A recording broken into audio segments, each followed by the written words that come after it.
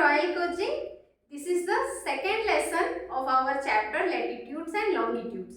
अगर किसी ने फर्स्ट लेसन नहीं देखा है तो मैं रेकमेंड करूंगी कि आप पहला लेसन देख लीजिए, क्योंकि ये जो बाकी सारी लेसन है वो फर्स्ट लेसन के ही कंटिन्यूएशन है. So let's start. ओके, आज हम डिस्कस करेंगे about the revolution of earth around the sun. तो हमारा जो अर्थ है वो सन के चारों तरफ घूमता है. ओके, और उसे 1 साल लगता है उसको कंप्लीट करने के लिए. ओके, तो रिवोल्यूशन का मतलब है हमारा जो अर्थ है वो सन के चारों तरफ घूम रहा है इन एन इलिप्टिकल पाथ. मतलब वो जो शेप है जिसको हम ऑर्बिट बोलते हैं, ऑर्बिट वो पाथ है जिस पाथ में हमारा अर्थ सन के चारों तरफ घूम रहा है. उस पाथ को बोला जाता है ऑर्बिट. और वो जो ऑर्बिट है, ऑर्बिट का शेप एक अंडे की तरह है. It is an elliptical shape. तो अभी हम देखते हैं the second motion of the earth around the sun in its orbit is called revolution. Okay, तो ये जो मोशन है इसको हम सेकेंड मोशन बोलते हैं क्योंकि अर्थ खुद के चारों तरफ भी घूमता है. ओके, तो जो वो खुद के चारों तरफ घूमता है उसको हम बोलेंगे रोटेशन. उसको हम बाद में डिस्कस करेंगे. पहले हम रिवोल्यूशन डिस्कस कर लेते हैं. तो सन जो अर्थ जो सन के चारों तरफ घूमता है उसको बोला जाता है revolution. It takes 365 and 1/4 days to revolve around the sun. तो अर्थ जो सन के चारों तरफ घूम रहा है उसे कितना टाइम चाहिए? 365 days and around 6 hours. Okay, 365 दिन और करीबन 6 घंटा चाहिए उसको घूमने के लिए. लेकिन होता क्या है, अगर हम ये 6 आवर्स को भी कैलकुलेट करने लग जाएं तो क्या होगा, कैलकुलेशंस बहुत ऑड हो जाएगा. इसलिए हम क्या करते हैं, ये जो 6 आवर्स है इसको काउंट नहीं करते हैं और जो 1 साल है हमारे लिए, 1 साल को हम क्या करते हैं 365 डेज लेते हैं. और ये जो एक्स्ट्रा 6 आवर्स है वो एवरी 4 इयर्स में वो चारों मिल के क्या होता है वो एक दिन हो जाता है. और उस एक दिन को हम क्या करते हैं फरवरी में ऐड कर देते हैं और उसी साल को बोला जाता है लीप ईयर. उस एक साल को बोला जाता है लीप ईयर और उसी साल फरवरी जो है वो 29 डेज का हो जाता है इंस्टेड ऑफ 28 डेज. ओके, तो अभी हम रिवोल्यूशन को अच्छे से डिस्कस करेंगे. तो अर्थ का जो रिवोल्यूशन है अराउंड द सन उसको समझने के लिए हमें अर्थ के 4 पोजीशंस लेंगे. ओके, हम 4 पोजीशंस लेंगे. ये जो 4 पोजीशंस है ये एक आता है September 23rd, then December, March and June. March, June, September, December. Okay, पहले हम क्या करेंगे, ये दो जो पोजीशन है इनको पहले डिस्कस करेंगे. जो हमारा सितंबर 23rd है और जो मार्च 21st है. ओके, तो यहाँ पे ये जो पर्टिकुलर पिक्चर है, इस पर्टिकुलर पिक्चर में हम देख सकते हैं कि हमारा जो अर्थ है वो ऐसे स्ट्रेट नहीं है, ऑर्बिट के साथ ऐसे स्ट्रेट नहीं है, वो टिल्टेड है. Tilted at an angle of 66.5 degree. तो ये जो 2 दिन है सितंबर और मार्च में क्या होता है, सन का जो रे है वो वर्टिकली किसके ऊपर गिरेगा, हमारा जो इक्वेटर है. ओके, अगर हम यहाँ पे अर्थ का पिक्चर बनाएंगे तो अर्थ को बीच से जो लाइन डिवाइड करता है, एक ऐसा सर्कल जो अर्थ को इक्वली 2 पार्ट्स में डिवाइड करता है, उसी को बोला जाता है इक्वेटर. तो ये 2 दिन मतलब सितंबर 23rd और मार्च 21st को क्या होता है, जो सन का जो रे है वो वर्टिकली किसके ऊपर गिरेगा, हमारा जो इक्वेटर है. ओके, तो हम ऐसा बोल सकते हैं कि जो सन का रे है वो एग्जैक्टली मिडिल में गिरेगा. मतलब अर्थ का जो डिवाइडिंग लाइन है जिसको हम इक्वेटर बोलते हैं, इक्वेटर के ऊपर गिरेगा. और हम ये भी बोल सकते हैं कि सन का जो पोजीशन है वो वर्टिकली अबव इक्वेटर है। Okay, sun's position is vertically above the equator. तो इसमें होता क्या है, देखिए ये जो है हमारा नॉर्दर्न हेमिस्फीयर है, ये है सदर्न हेमिस्फीयर। तो जितना टाइम और जितना सन रे नॉर्दर्न हेमिस्फीयर रिसीव करेगा, उतना ही टाइम उतने ही इंटेंसिटी का जो सन रे है वो सदर्न हेमिस्फीयर भी रिसीव करेगा, क्योंकि सन का जो डायरेक्ट रे है वो कहाँ गिर रहा है, अर्थ के बीच में गिर रहा है। ओके, यहाँ पे वर्टिकली अबव द इक्वेटर। तो बोथ नॉर्दर्न और सदर्न हेमिस्फीयर में जो सन का लाइट है वो इक्वली डिवाइड होगा। ठीक है, उससे क्या होता है, देखिए थ्रू आउट द अर्थ यहाँ पे भी 12 आवर्स डे होगा, 12 आवर्स नाइट होगा, यहाँ पे भी 12 आवर्स डे होगा, 12 आवर्स नाइट होगा। ओके, ये 2 दिन हमारे साल के ऐसे 2 दिन हैं जहाँ पूरे अर्थ में डे और नाइट का जो लेंथ है वो इक्वल होता है। ओके, तो इसी को बोला जाता है इक्विनॉक्स। मतलब इक्विनॉक्स का मतलब ही है equal day and night. Okay, तो साल में 2 ऐसे दिन आते हैं जिसमें थ्रू आउट द अर्थ जो डे और नाइट का लेंथ है वो इक्वली डिवाइड होता है। मतलब 12 घंटा दिन, 12 घंटा रात थ्रू आउट द अर्थ, और इसी को बोला जाता है इक्विनॉक्स। तो एक जो इक्विनॉक्स है वो सितंबर में आता है, और सितंबर में होता है ऑटम सीजन, तो इसीलिए इसको बोला जाता है ऑटमनल इक्विनॉक्स।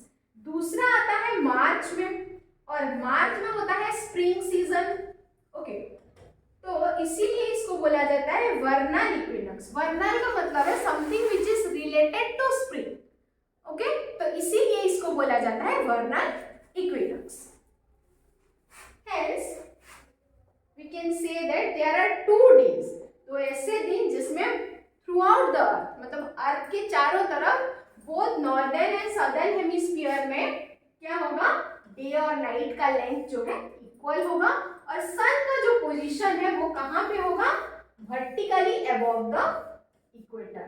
तो सन का जो रे है वो इक्वली डिवाइड होगा between northern hemisphere and southern hemisphere.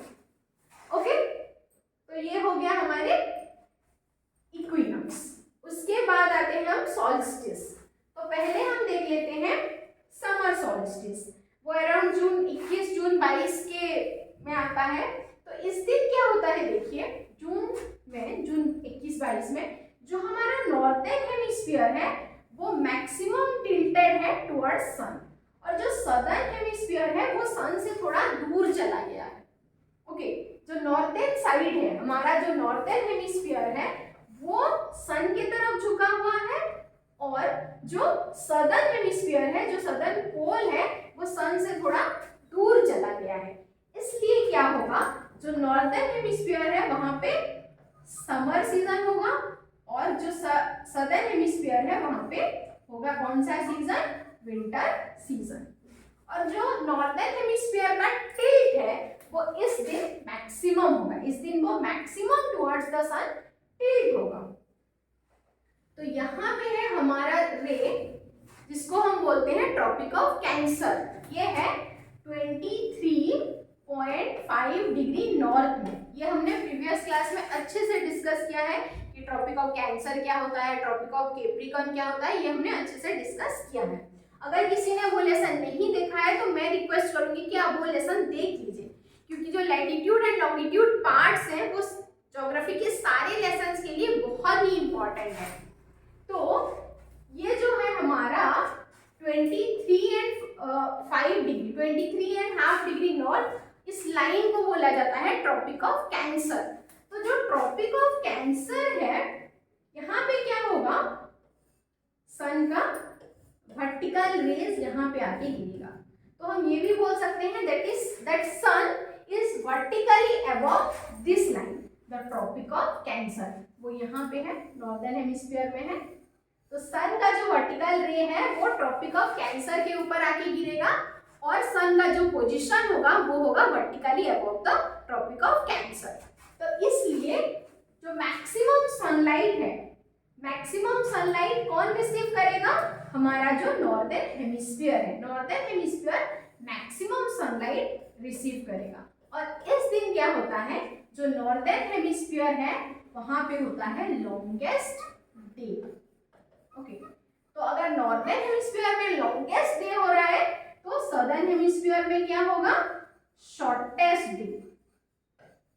Okay, यहाँ पे क्या होगा, शॉर्टेस्ट डे। यहाँ पे लॉन्गेस्ट डे होगा तो यहाँ पे शॉर्टेस्ट डे होगा। अगर यहाँ पे लॉन्गेस्ट डे हो रहा है तो नाइट क्या हो जाएगा, शॉर्टेस्ट हो जाएगा। यहाँ पे लॉन्गेस्ट नाइट हो जाएगा। नेक्स्ट अभी हम दूसरा वाला देखते हैं जो है हमारा विंटर सॉल्स्टिस। ओके, तो ये है हमारा इक्वेटर। तो इसमें क्या होता है, देखिए जो साउथर्न हेमिस्फीयर है, जो सदर्न हेमिस्फीयर है, सदर्न हेमिस्फीयर है टिल्टेड टुवर्ड्स द सन, और जो हमारा नॉर्दर्न हेमिस्फीयर है वो थोड़ा सन से दूर चला गया है। तो जो विंटर सॉल्स्टिस है वो समर सॉल्स्टिस का पूरा ऑपोजिट है। ओके, तो जो विंटर सॉल्स्टिस है, विंटर सॉल्स्टिस में क्या होगा, सन का जो वर्टिकल रे है वो कहाँ आके गिरेगा, वो गिरेगा ट्रॉपिक ऑफ कैप्रिकॉर्न के ऊपर। ट्रॉपिक ऑफ कैप्रिकॉर्न अगर हम यहाँ बनाए तो अगर ये इक्वेटर है तो इक्वेटर के नीचे है 23.5 डिग्री साउथ, 23.5 डिग्री साउथ में है हमारा ट्रॉपिक ऑफ कैप्रिकॉर्न। तो ट्रॉपिक ऑफ ये है हमारा ट्रॉपिक ऑफ कैप्रिकॉर्न। तो सन का जो वर्टिकल रे है वो कहाँ आके गिरेगा, वो गिरेगा ट्रॉपिक ऑफ कैप्रिकॉर्न के ऊपर। तो जो हमारा सदर्न हेमिस्फीयर है उसमें होगा समर सीजन और जो नॉर्दर्न है उसमें होगा विंटर सीजन। जो हम डिफाइन करते हैं मेनली हम नॉर्थ को ही रेफरेंस लेकर डिफाइन करते हैं, इसीलिए इसको कहा गया है विंटर सॉल्स्टिस। ओके, क्योंकि हम नॉर्मली जो टर्म्स यूज करते हैं वो उसमें नॉर्थ को रेफर करके ही हम यूज करते हैं, that's why it is known as winter solstice. लेकिन अगर एग्जाम में पूछा जाएगा कि दिसंबर 22 जो है वो साउथ के हिसाब से क्या है, ओके, मतलब साउथ के हिसाब से, यहाँ जो टर्मिनोलॉजी है वो नॉर्थ के हिसाब से है। अगर एग्जाम में पूरा साउथर्न हेमिस्फीयर मेंशन है, मतलब सदर्न हेमिस्फीयर मेंशन है, तो हमें इसको लिखना है समर सॉल्स्टिस, क्योंकि दिसंबर में सदर्न हेमिस्फीयर में होता है समर सीजन। नॉर्थ से उल्टा है, तो हमारा जो इंडिया है, इंडिया नॉर्थ में है। ओके, तो नॉर्थ रिलेटेड कोई भी क्वेश्चन आएगा तो हम अपना बता सकते हैं, जैसे कि जून में हमारे यहाँ समर होता है, दिसंबर में विंटर होता है। ओके, लेकिन अगर कुछ साउथ से रिलेटेड क्वेश्चन आया, साउथर्न हेमिस्फीयर या फिर एग्जाम में पूरा मेंशन है कि साउथ, तो इसमें हम उसको उल्टा कर सकते हैं। जैसे कि साउथ में दिसंबर में समर होता है साउथ में, ओके, और जून में विंटर होता है। अगर एग्जाम में पूरा मेंशन है कि साउथ में क्या होता है दिसंबर में, तो हम बोलेंगे समर, और जून में क्या होता है उसमें विंटर। ओके, तो जो ये है, ये जो चारों पोजीशन है, इन चारों पोजीशंस को लेके हम अच्छे से एक्सप्लेन कर सकते हैं कि क्यों जो दिन और रात होता है वो छोटे बड़े होते हैं। ये तो हमारा जनरल कॉन्सेप्ट है कि समर सीजन में क्या होता है, डे जो है वो थोड़ा लंबा होता है, रात का जो लेंथ है वो थोड़ा छोटा होता है। विंटर में उसका उल्टा हो जाता है, विंटर सीजन में क्या होता है, जो नाइट्स है, वो जो रात है, रात थोड़ा लंबा होता है और दिन थोड़ा छोटा होता है। उसका रीजन है हमारे अर्थ का टिल्ट, मतलब हमारा जो अर्थ है वो ऐसे अगर स्ट्रेट होता, वो पूरा ऐसे स्ट्रेट होगा तो हम डे और नाइट में वेरिएशन नहीं देख सकते, क्योंकि हमारा जो अर्थ है वो टिल्टेड है। ओके, वो यहाँ पे हम देख सकते हैं वर्टिकल को, वर्टिकल के साथ वो कितना एंगल फॉर्म करता है 23.5 डिग्री, और हॉरिजॉन्टल के साथ वो कितना एंगल फॉर्म करता है, मतलब हमारा जो ये ऑर्बिट है, ऑर्बिट के साथ वो फॉर्म करता है 66.5 डिग्री। ओके, 66.5 डिग्री वो फॉर्म करता है ऑर्बिट के साथ, एंड 23.5 डिग्री और 23.5 डिग्री फॉर्म करता है वो परपेंडिकुलर के साथ। ओके, तो ये टिल्ट ही वो रीजन है जिसमें जो डे एंड नाइट का लेंथ चेंज होता है। तो डे एंड नाइट का जो लेंथ है वो हम इक्वेटर में ऐसे ज्यादा वेरिएशन नहीं देख सकते। इक्वेटर में करीबन सेम होते हैं डे एंड नाइट का लेंथ। जितना हम इक्वेटर से दूर जाएंगे, चाहे हम नॉर्थ में जाएं चाहे हम साउथ में जाएं, जितना हम इक्वेटर से दूर जाएंगे जो डे एंड नाइट का लेंथ है उसमें हम वेरिएशन देख सकते हैं। जितना हम इक्वेटर से दूर दूर तक जाएंगे वो डे एंड नाइट का जो वेरिएशन है वो बढ़ते जाएगा। अगर हम पोलर रीजन में पहुंच जाते हैं, यहाँ पहुंच जाते हैं, तो यहाँ पे क्या होता है 6 months डे होता है और 6 months नाइट होता है। ओके, वो हमें कैसे पता चलेगा अभी देख लेते हैं। ओके, तो मान लीजिए नॉर्थ में समर है, तो ये जो जून है इसमें क्या होता है, नॉर्थ में होता है समर। तो फ्रॉम मार्च टू सितंबर ये जो 6 महीने हैं, यहाँ नॉर्थ में डे होगा, नॉर्थ पोल में डे होगा, क्योंकि नॉर्थ में समर सीजन रहता है। तो जो भी हेमिस्फीयर में समर रहेगा उसी के पोल में क्या होगा, डे होगा। जो हेमिस्फीयर में विंटर होगा उसी के पोल में नाइट होगा। इसका एक ऑपोजिट सिचुएशन हम यहाँ पे भी देख सकते हैं। तो दिसंबर में देखिए साउथ में डे होगा। ओके, हमारा जो सदर्न पोल है, सदर्न पोल में डे होगा, क्योंकि जो सदर्न हेमिस्फीयर है इसमें होता है विंटर, सॉरी सदर्न में होता है समर। और ये नॉर्थ में दिसंबर में क्या होता है, नॉर्थ में होता है विंटर। तो इसलिए जो नॉर्थ पोल है यहाँ पे होगा night. Okay, from September then October November December January February up to March, ये जो फेज है इसमें साउथ पोल में होगा नाइट और नॉर्थ पोल में होगा, सॉरी साउथ पोल में होगा डे और नॉर्थ पोल में होगा night. Okay, from September then October November December January February March, ये जो फेज है इसमें नॉर्थ में होगा नाइट और साउथ में होगा डे। तो हम ऐसे भी याद कर सकते हैं, समर मतलब पोल में दिन होगा, विंटर मतलब पोल में नाइट होगा। Okay, simple. तो ये जो 6 महीना है ये साउथ में डे होगा और ये जो 6 महीना है ये इसमें नॉर्थ में डे होगा, क्योंकि नॉर्थ पोल टिल्टेड है टुवर्ड्स द सन, और ये जो 6 महीने हैं इसमें साउथ पोल टिल्टेड है towards the sun. Okay, next हम देख लेते हैं सन का ये जो पाथ है, मतलब हमारे अर्थ का जो सन के चारों तरफ पाथ है वो है एक इलिप्टिकल ऑर्बिट है। तो साल में कुछ ऐसे टाइम होते हैं जब हमारा अर्थ सन के बहुत करीब रहता है, और जिस दिन वो सबसे करीब रहता है वो होता है जनवरी 3 और 4। ओके, जनवरी 3 और 4 में क्या होता है, हमारा जो अर्थ है वो सन के पूरा करीब रहता है। इस दिन अराउंड जो सन का और अर्थ का डिस्टेंस होता है वो 147 मिलियन किलोमीटर होता है। हमारा जो सन है और अर्थ के बीच में डिस्टेंस है अराउंड 15 करोड़ और 150 मिलियन, ये है average distance between sun and earth. तो दिसंबर में क्या होता है, सन जो है हमारे अर्थ के पूरा करीब होता है और उस दिन डिस्टेंस होता है अराउंड 147 मिलियन किलोमीटर। ये जो पोजीशन है, इस पोजीशन का नाम बहुत इंपॉर्टेंट है, इसको बोलते हैं पेरीहेलियम। नाम बहुत इंपॉर्टेंट है, ये एग्जाम पॉइंट ऑफ व्यू में बहुत इंपॉर्टेंट है, बहुत बार इसे क्वेश्चंस आ चुके हैं। पेरीहेलियम, पेरीहेलियम वो पोजीशन का नाम है जिस दिन हमारा जो अर्थ है वो सन के बहुत करीब होता है, मतलब minimum distance between sun and earth, और earth is closest to the sun.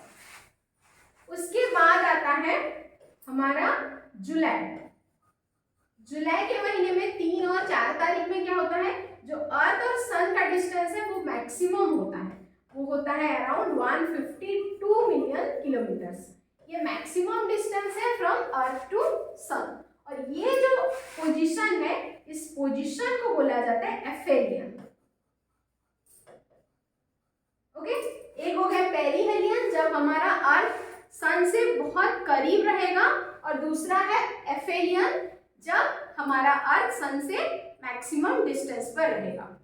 तो एफेलियन होता है जुलाई में 3 और 4, और पेरिहेलियन होता है दिसंबर 3 और 4। Okay, so that's all about the revolution of earth around the sun. तो बाकी नेक्स्ट टॉपिक है हमारा लॉन्गिट्यूड। ये यहाँ पे हमारा लैटिट्यूड का पूरा खत्म होता है। लॉन्गिट्यूड हम नेक्स्ट क्लास में डिस्कस करेंगे। आई होप ये सबको क्लियर हो गया होगा, but if there is any doubt please let me know in the comment section, and please give your valuable feedback. Please like, share and subscribe. Thank you.